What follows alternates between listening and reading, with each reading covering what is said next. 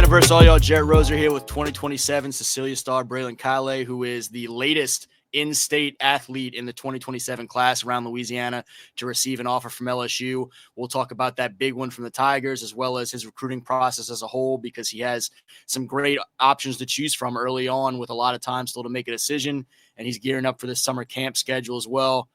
Braylon, how are things going as we wrap up the sophomore year of school? I mean, a state champion, obviously, in December, some state track appearances this May, and now you get to kind of close the books for a second and enjoy the summer and some football.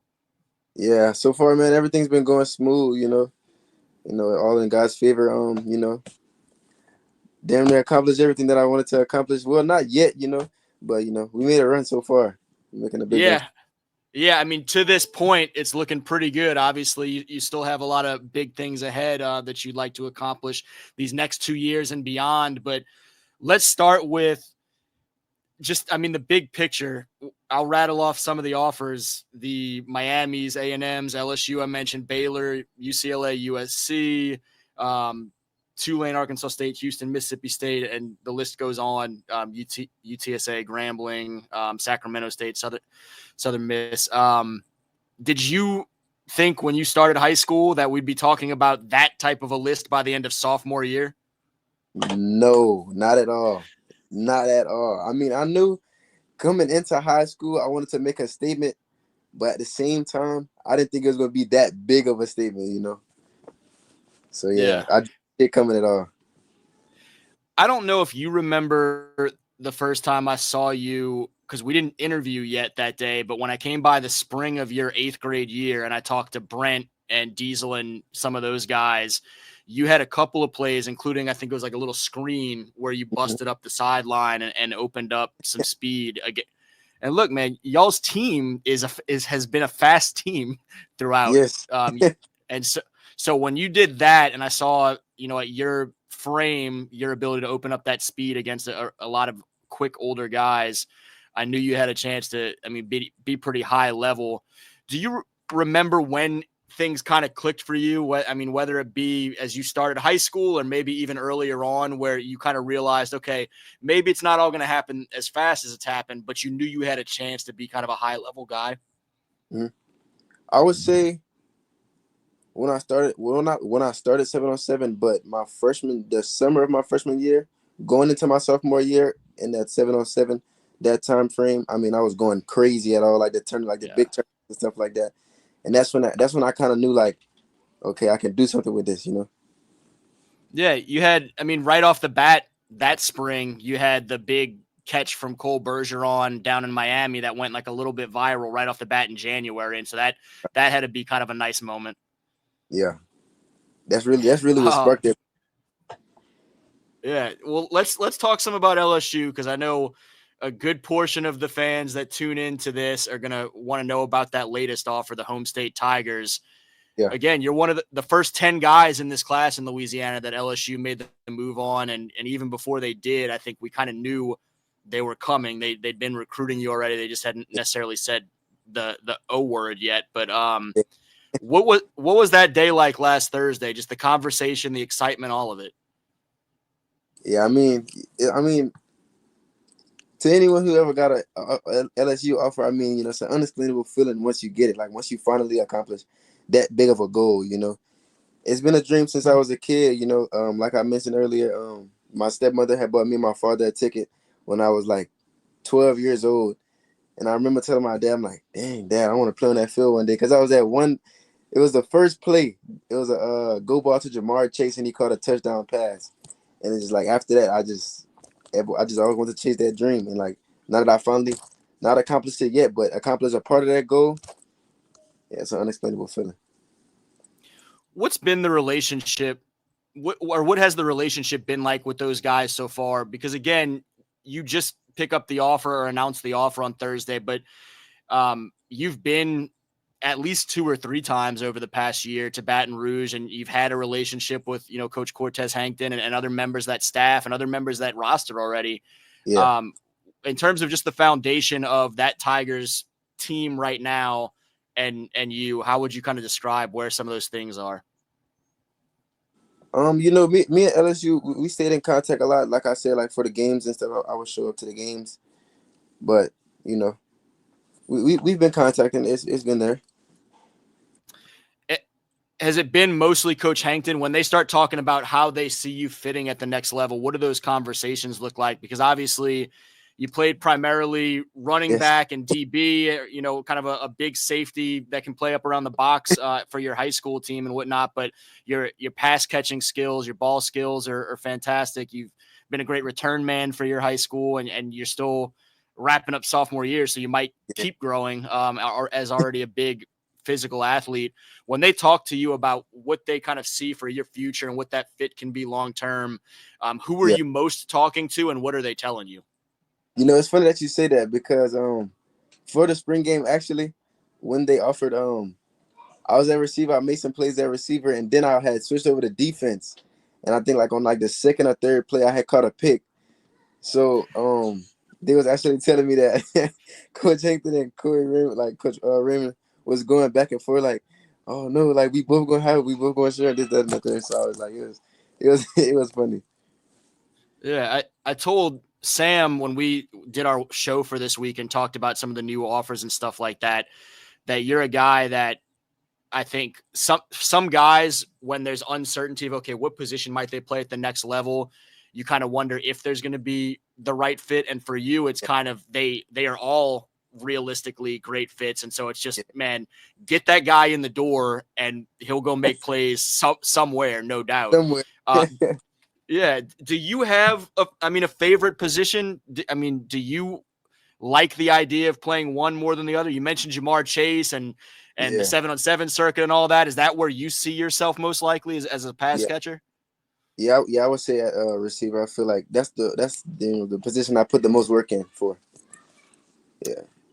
We talked a little bit about Jamar. Who have been other receivers you've maybe looked up to throughout your time, whether it be as a young guy kind of flipping on the TV for the first time and watching some football, or in more recent years, guys coming through your area like Malik Neighbors or just other guys you're watching on Saturdays or Sundays? I mean, yeah, obviously Malik Neighbors is one of them. Rest in peace. Kyron Lacey, him as well. The grit in the fight. DK Metcalf is another one. Look at people like DeAndre Hopkins. Attacks the ball a lot. People who like really attack the ball and like physical with their game. Yeah.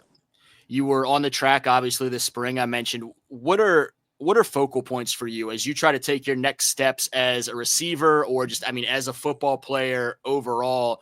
What do you look at as priorities this offseason to take a next step as a junior this fall? I would definitely say staying in shape, staying in shape for sure. Stretching, getting faster, and obviously getting stronger. And I know you have some plans in mind for this summer, for June, when we get to camp mode here shortly. Where are some places where you kind of have top of mind that you're pretty sure you're going to be getting to, that are going to, stand out on the schedule? Yeah, I would definitely say I'll be going to Texas A&M, Ohio State. I'm going to try to hit Tennessee and Texas Longhorns. Yeah, Got I'll you. try to, Texas A&M is one of the schools that's offered so far. The other schools have been, I guess, recruiting, but haven't necessarily made the move with the offer. Take me through some of what the communication's been like from the Ohio States, the Texases, and Tennessee. yeah, it's kind of like how it was with LSU at first. Like the conversation is there. Obviously, we're higher up on the recruiting board. It's just that some colleges prefer to see the athlete in person. What do you hope they see when they do see you in person, when you go out there on the road a little bit and showcase what you can do? What do you want their takeaways to be? I mean, I really hope that I could be somebody that can fit into that schedule. Like fit into that roster early on. And, I feel like I could just go out there and kill all the competition. How do you, I guess, make sure that you're enjoying these moments, but also staying hungry? Because we talked about at the beginning, a lot is happening for you very quickly, both on the high school field as a state champion, the first time that the Bulldogs had won since 1995, as well as now recruiting offers rolling in left and right. And so there's a lot to be super excited about, but also again, we're wrapping up sophomore year. There's a long way to go before you get to college and all those things. What is the balance like of, let's make sure we enjoy the moments and kind of take some time to, to appreciate that some flowers are coming, but also, hey, we got to keep grinding. Yeah. With everything that is, flowing in and stuff like that, I do take time to appreciate myself, but I also have to understand that I wouldn't be in the predicament that I am right now without the work that I did put in. So I just have to keep a strong mindset to say, okay, yeah, it's cool, everything's happening, yeah, the recruiting processes are going the way you want it to, but at the same time, we still got to put the work in, you know what I'm saying? Because it can all go as fast as it can. I know some of the other LSU targets as well. Javon Vital was in your replies with the LSU offer and talking about, hey, like, is this the move type stuff? Yeah. Talk me through who's some of those guys, whether it be the 27s like you and Jay or 26s maybe even, that you already have some great relationships with, and some of the things y'all are kind of talking about right now, just other top guys around the state. I would say me, Javon, who else? Let me see. Roderick for sure. Elijah Haven, Peyton Houston. That's pretty much it. You saying a lot of 27 guys other than, I guess, Rod's at 26, but there's a lot of people paying more and more attention to y'all's 27 class as a class that has a chance to be extremely high level coming out of Louisiana. How much do y'all think about or talk about that, of just, beyond just any one person's legacy, the opportunity that y'all's group as a whole can be kind of special? I'm pretty sure that they talk about it a lot, but me, I'm kind of more like a self-centered person, I kind of try to stay away from social media and stuff like that and, focus on my craft. Let's talk some, to kind of wrap it up, about your craft in the framework of now this Cecilia team as y'all prepare for 2025. Y'all just wrapped up spring ball last week. Got a lot of big shoes to fill around that field with some of those guys I mentioned in the 25 class now going on to college, and you were at graduation with, for some of those guys a couple days ago as well. What's the outlook for the Bulldogs now to try and follow up that storybook state championship run as you and Frankie Frank and company get ready for y'all's junior season? Yeah, I would say we all just got to get on the same page. We definitely have enough talent to, make another big run for sure. I just say we all have to get on the same page, put the work in, make sure we do the little things right and execute.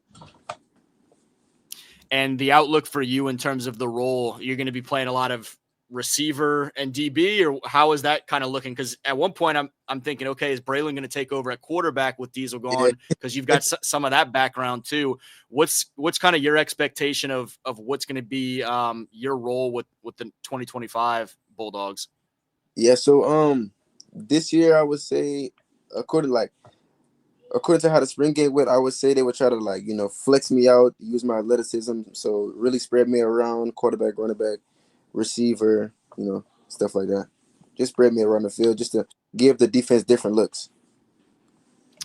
Anything else you want to share before we wrap up, just kind of about who you are and what you want fans to know? Because this will probably be the most detailed, longest interview folks have had a chance to see of you so far. And the LSU fans I know are going to be eager to, in particular, to kind of learn anything about you they can. What do you want kind of the takeaway for those folks to be of Braylon Calais right now as you wrap up sophomore year? Yeah, just like you said, for anyone wondering how to pronounce my name, is Braylon Calais. For anyone out there that wants to know. But other than that, I'm really a humble kid, I'm great to be around, obviously, goofy kid once you get to know him. I may look, stuck up at first, but if you just talk to me, I can make you laugh, trust me. But other than that, I just, I'm humble. I keep working. That's about it. If you had to ballpark the percentages of how many people pronounce your name even close to correctly versus butcher it entirely, what would you put that percentage as? I'm sure, folks in your area are nailing it 10 out of 10 times probably. But when you're hearing from folks, especially out of Louisiana, does anybody get it right? Not necessarily. Like if you go to some of the games, I think it was Plaquemine. When we played Plaquemine, they was saying it wrong almost the whole game, and they had to talk amongst each other to try to fix it. But they was saying some crazy names, but a percentage I would probably say outside of Louisiana, probably like 25, 30. It might be better than I even realized. Say it one more time for folks. Braylon Calais. There you go. Again, he's Braylon Calais. If you don't know the name yet, you certainly will soon. He's a fantastic 2027 prospect out there at Cecilia, the reigning state champs in Division II non-select. Looking forward to hearing those Bulldogs again this fall, and looking forward to seeing him soon on this camp circuit. He's LSU's latest target in that 2027 class. And for Louisiana versus all y'all, Jared Rosa, thank you all for tuning in.